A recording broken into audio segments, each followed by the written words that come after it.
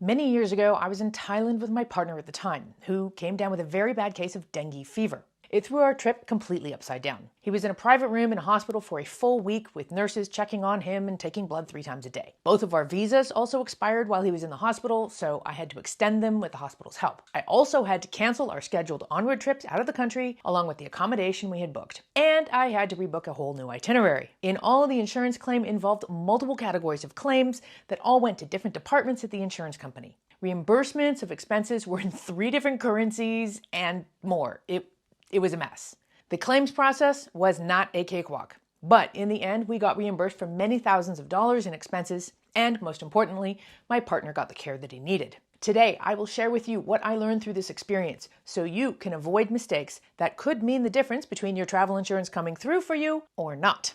Also, I have collaborated with some other very popular travelers who you may know. They will share their own personal travel insurance experiences, including some hard lessons learned. So stay tuned. Let's do this. Okay, so first off, what exactly is travel insurance? It's a safety net for travelers. It covers unexpected losses while traveling, like medical expenses, trip cancellations, lost luggage, and other unforeseen mishaps. I cannot emphasize enough how important travel insurance is. Well, certain kinds more than others. It's not just about getting your money back for a canceled flight or a lost suitcase. It is knowing that if something goes horribly wrong, like it did for us in Thailand, you have a safety net. So let's talk about the different types of travel insurance. Your policy may include any or all of these, some of which are more critical than others. The most important kind of travel insurance, as far as I'm concerned, hands down, is emergency medical insurance. It covers or reimburses you for unexpected medical expenses while you travel. Next up is trip cancellation insurance. This kind of insurance will refund you all or part of your non-refundable travel costs in the case of a personal or family medical emergency. Another important one is evacuation insurance. This covers the cost of getting you to a place with appropriate medical care in case of an emergency.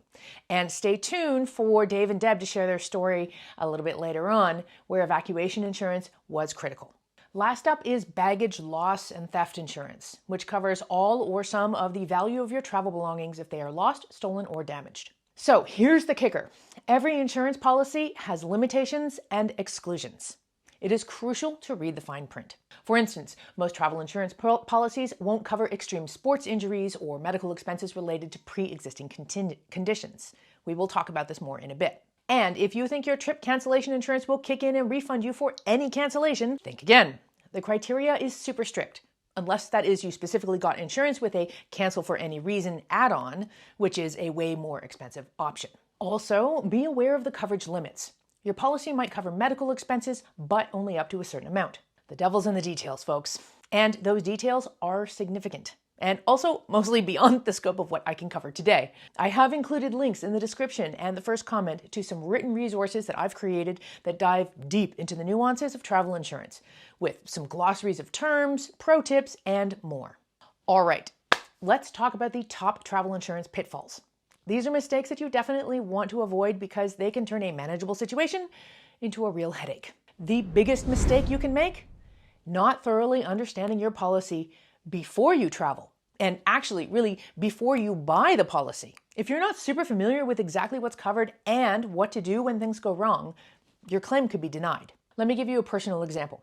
I'm currently spending the winter in a ski town in Europe. When I was shopping for insurance, I was amazed at how differently the various insurance companies treat skiing. Some see skiing of any kind as an adventure sport that requires extra coverage. Others cover skiing, but only at official resorts on groomed runs. Only a few policies cover all types of skiing. This was a deal breaker for me. I needed a policy that covered all skiing activities because I didn't want to worry about where I could or couldn't ski. Imagine breaking a leg off-piste only to find out, too late, that you're not covered. The next mistake is not having enough insurance. If you have too much insurance, it's a waste of money on premiums. But if you don't have enough insurance, the repercussions could be financially devastating. Imagine needing an emergency evacuation that costs tens or even hundreds of thousands of dollars, and yes, it can cost that much, but your policy only covers a fraction. Emotionally, it's just as taxing.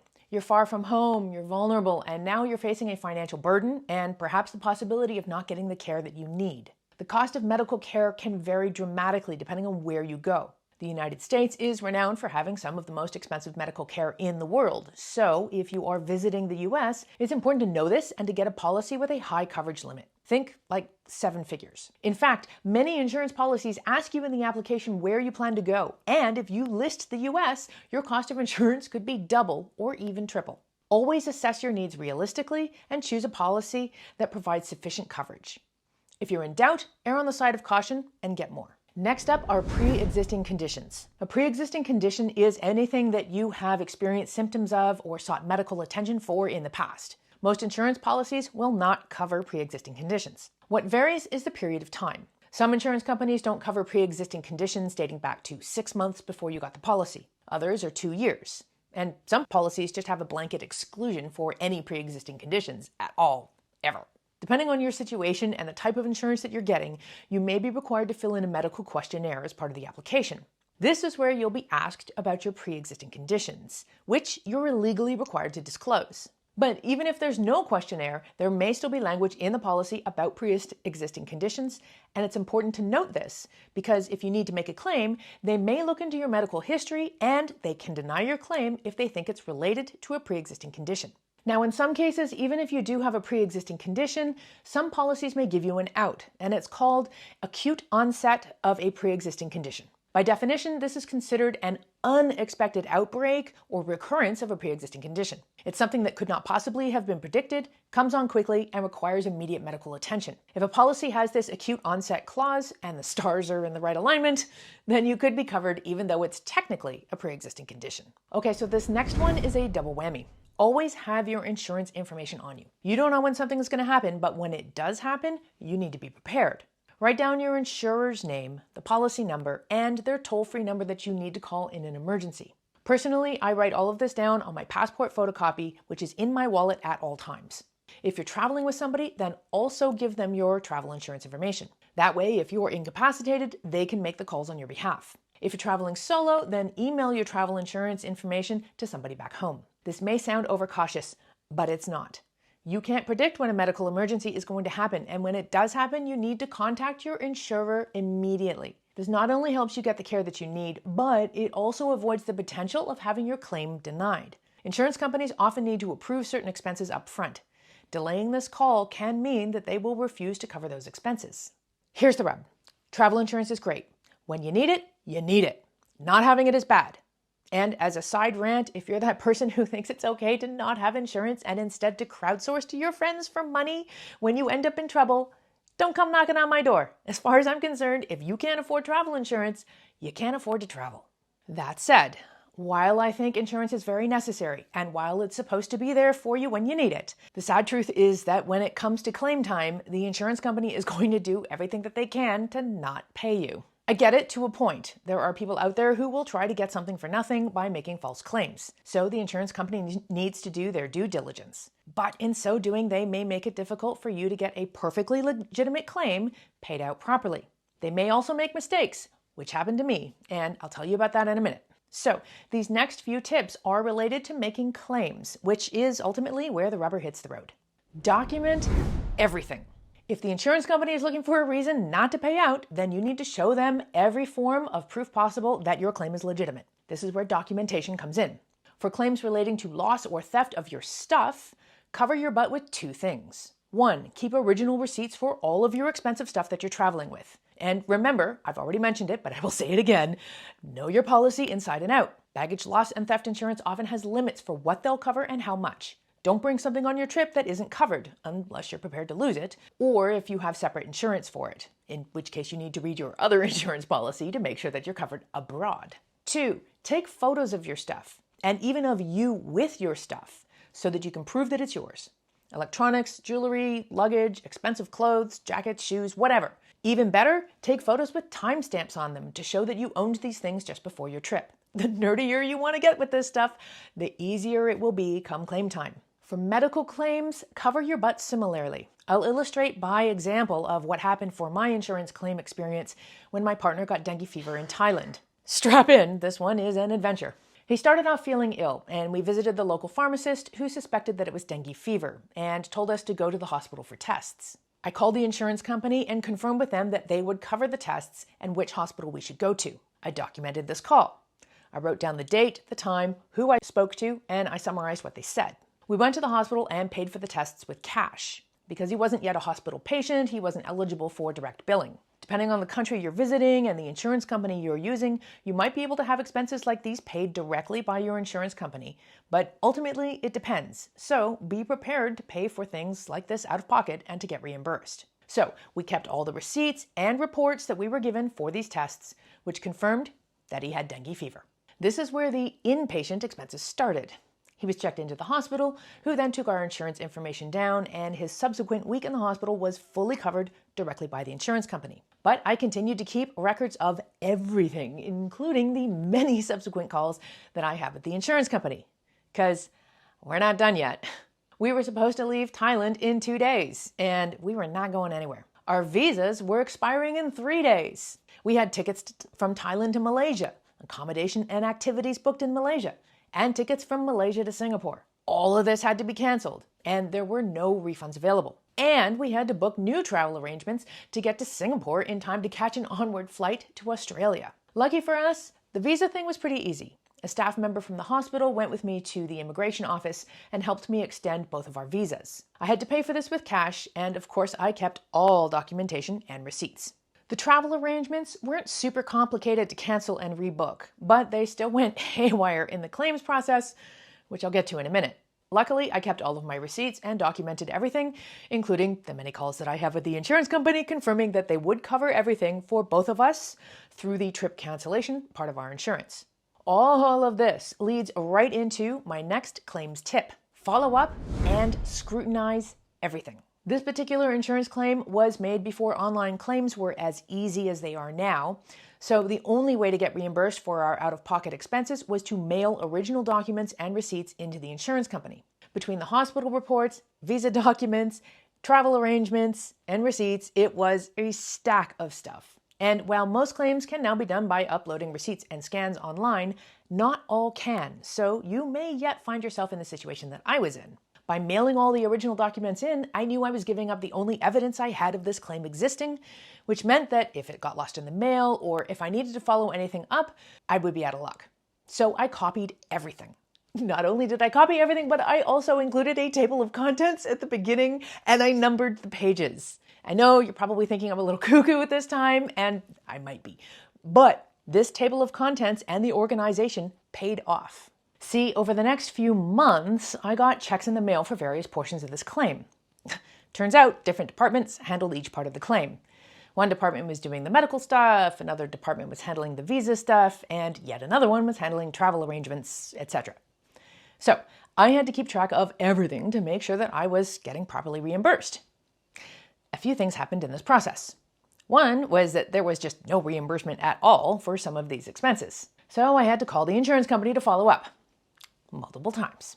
Finally, many months later, when all the checks eventually did come through, some of them were wrong. For example, I mentioned that the onward plans we had included travel from Thailand to Malaysia and Malaysia to Singapore. When we booked these travel arrangements, we paid for them in different currencies. For example, the Malaysian hotel was paid for with Malaysian ringgit, which is the local currency in Malaysia. The Thai travel plans, as well as the medical expenses, were in Thai baht, which is the local currency in Thailand. At the time, the Malaysian ringgit was about 10 times stronger than the Thai baht. So, when I got a reimbursement check for the Malaysian travel expenses, they used the Thai baht exchange rate, which means I got a check for $40 instead of $400. I had to call the insurance company about their mistake, except they kept denying that they actually made any mistake at all. This was when my photocopies came in handy. I literally guided them to the very page where the receipt was. When I confirmed that they were looking at exactly the same receipt that I was, I pointed out the MYR on the receipt, indicating that the expense was paid for with Malaysian ringgit. Then I brought their attention to the reimbursement check that they issued, which had the letters THB, which is short for Thai baht, beside the expense. Now, this may be a bit confusing, but I thought it was pretty clear. And I got agreement from the insurance rep that they understood the situation. However, when I asked them to correct their reimbursement error, they still insisted that they made no error. This leads me to my next travel insurance claims tip. When making an insurance claim, or frankly dealing with any customer service related issue, there are two things that you can do. One is to hang up and call again. You'll get a different customer service rep, and although you will have to explain your situation all over again, perhaps they will see it differently and they'll be more helpful. The other strategy is to escalate your claim and politely ask to speak to a manager. Because I absolutely knew in this case that I was in the right, I escalated the issue. Ironically, the manager also told me that there was nothing they could do, even when they also admitted that they understood the error. So I escalated again. I kept on escalating until finally I got to the tippy top of whatever tree I was climbing, and finally I got my money. Had the claim been for any less money, I might not have spent all that time and patience escalating, but it did pay off in the end, aided by a heroic amount of patience and as much of a sense of humor as I could muster, despite my frustration. Now, before you decide that insurance isn't worth it, I have invited some fellow travel YouTubers and personal friends of mine to describe their own experiences with travel insurance and to share their own top tips. Their claims were considerably more complicated than mine, and on the whole, they went a lot smoother. Hey Nora, thanks for having us. We are coming to you today from the rainforest here in Ecuador. Yeah, we traveled to over 120 different countries. Dave and I have been on in the hospital on 5 different continents. But one of the biggest and worst times that we ever used that travel insurance was when Dave had a fall in the Peruvian Amazon. We were 4 days down the river, the Amazon River, on our trip. And on the skiff boat, there's 2 stairs that step down like this. Metal stairs. Metal stairs. Stepped down on one. As soon as I hit the other one with my foot, I went whoosh, backwards, landed with my back full weight on the stairs of the skiff boat. He broke his back in the Amazon. I did end up fracturing my vertebrae in 2 different spots, which was obviously very painful. But really, the hardest part was getting out of the Amazon and getting to a hospital. Yes, the very first lesson that we ever learned when we were traveling is call your insurance if something happens. Yeah, right away, the first thing. Yes, because sometimes insurance companies don't cover it. Now, there's a real long story. You can read about it on our blog at ThePlanetD.com. 10 hours later, he got to Iquitos, which is a small town in the Amazon. And that's when everything really went crazy with travel insurance. Dave had to go through 2 CAT scans, an MRI, and several different X-rays, and exams. And we were 9 days, in the hospital there. Well, I was frantically trying to figure out how to get Dave home. I was on the phone constantly with our travel insurance. This is something that's really interesting. You can't just phone your travel insurance and say, hey, I'm injured, I need to come home. You needed to get a doctor to sign off to actually say that you cannot sit up and go home on a regular flight. So it took a few days just to get the doctors to sign off. With our travel insurance, we had full medical evacuation insurance. We had a translator that was offered to us, and all medications, tests, and hospital stays were covered, as well as my accommodation and anything that we needed, and food. But the biggest thing was you really need to be organized. I had to gather all of Dave's prescriptions, every bill that we paid for, every scan that he had, every x-ray. I came home with a big package. Finally, 9 days later, an air ambulance was sent from Canada to pick up Dave. And that was another problem that we had, is that finally, when he could go home, they said, no hospital is willing to take you. We need to find a hospital that can do a spinal injury. There aren't any beds available. But I remember you phoning like the insurance company and asking them, get a plane here and I can just phone 911 when I get there and they'll get me to a bed. And they're like, no, ma'am, the cost of the flight is $100,000. So we need to have you in a secure bed before we can fly you home. It's very overwhelming. You think that you can just call your insurance company, say something happened, and you'll be home. But it doesn't work that way. There's a lot of forms to fill out, a lot of organization to be done. And you really need to make sure that you talk to them before you do anything. I know that your hospital stay costs $2,500. I had paid for all of that in advance and then gathered all of the receipts. And within 2 weeks, I had my money back. It was awesome. There's a lot of lessons that we learned here about travel insurance. Obviously, number one, we always make sure to read the policy and to question people on the phone when we're purchasing or even when we're renewing to find out what's covered, what has changed, what sort of documentation do you need, so that we know beforehand when we go that, okay, this is what we need to collect if we indeed need to do a claim. Yes. One of the most important things you want to make sure you have is medical air evacuation insurance. And if your policy doesn't have it, we use MedJet as well. Now, MedJet might have been faster. We didn't use them at the time. No. They'll just fly you home if there's an emergency with no questions asked. Second is to make sure that you gather all of the information. You have to have all the proper paperwork. And again, this comes with having communication with your insurance company. So make sure that you identify what forms you need, what you need, because you needed x-rays, you needed copies of the MRI, all that kind of stuff in order to get everything covered when you got home. So that's our story. We've had a lot of run-ins with medical problems during our travels, but we always have our minds at ease because it's a very small price to pay for peace of mind. Like, I don't mind putting out a few $100s to make sure that if anything happens, I'm covered. Happy travels, everybody. Thanks, Nora. Talk to you later. Bye. See you back in Canada. Hey, my name is Mitch and I've been wandering around for the past 8 years. I once had a pretty gnarly motorcycle accident in Thailand and I was very thankful to have travel insurance in that situation. I shattered my wrist into a bunch of different tiny little pieces and I ended up needing 2 different surgeries and a ton of different physical therapy abroad. In total, my bill came out to around $15,000, but because I had insurance, I only had to pay $250. That said, it did require some work on my part. I wanted to get the cost pre-approved, and so I had to kind of play the middleman between the hospital and the insurance company, which meant a lot of phone calls back and forth. But if you need to ever make a big claim with a travel insurance company, I highly recommend doing this and trying to get things pre-approved beforehand, because it's a much less stressful than having to pay out of pocket and having to claim for reimbursement afterwards. That said, if you do end up having to claim for reimbursement, my tip to you is to set an alarm reminder in your phone every week to just shoot the insurance company a message every week to make sure things are on track. Things tend to fall through the cracks with these insurance companies, and in the end, it's your responsibility to make sure everything gets pushed through. But after this experience, I never travel anywhere outside of the country without having travel insurance. Let's wrap this up with my final tips to help you get the right policy so that it's there when you need it the most. First, consider the nature of your trip by answering the following questions. What activities will you be doing, and are they covered? Will you be carrying expensive equipment that needs extra protection? Are there any specific health concerns or pre-existing conditions to consider? What are the insurance policy's provisions for trip cancellations or interruptions? How does the policy handle emergency evacuations or repatriations? Also, consider the insurance that you might already have. Did you know that some credit cards include automatic travel insurance? Sometimes it's just trip cancellation insurance or baggage insurance, but sometimes it's the full Monty, including emergency medical coverage. Depending on the trip that you're taking, this may work for you. But be sure to read the fine print before you decide to count on it, since credit card insurance can have some extra stipulations. And of course, as per my earlier tips and advice, if this is the insurance that you're going to count on, write the policy information down and keep it with you at all times.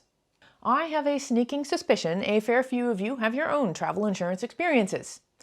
I'd love to read about them in the comments. And please share what you learned from it so that together we can all travel smart in style. I'm Nora Dunn, aka The Professional Hobo, and I'll see you next time. Bye.